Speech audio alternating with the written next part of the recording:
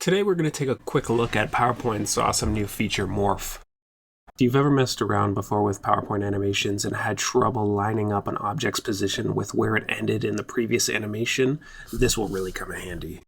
To start, I'm just going to create a bunch of letters to use in the animation.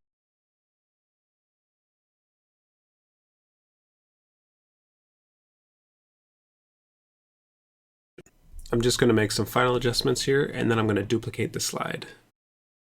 On the new slide, I'm going to take out the letters that I want to emphasize in this animation. Then I'm going to move everything around so that it's laid out exactly how I want the morph to end.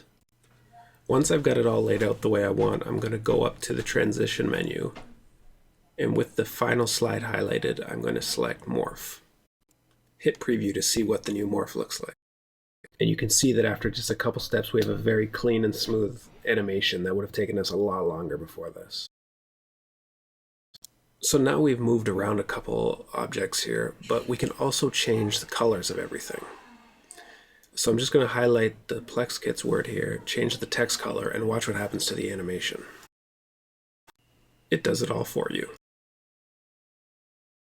I'm just going to add a few more colors here so you can see the effect again.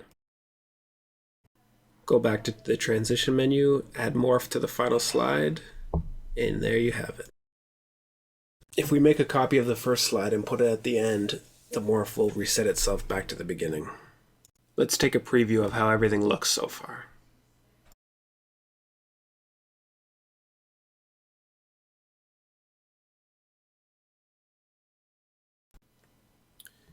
For that little amount of work, it looks pretty good if you ask me. Now that we've seen what we can do with movement and colors, let's take a look at what we can do with shapes.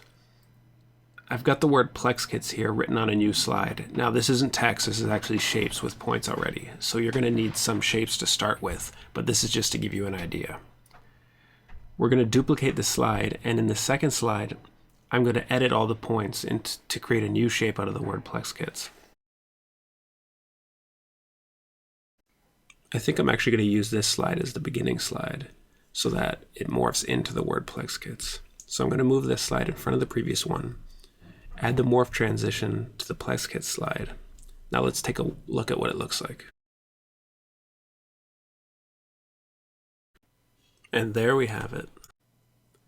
That's all we're going to look at today, but Morph really can accomplish a lot of other things if you put your mind to it. If you have any questions, leave them in the comments below or visit us at PLEXKITS.com.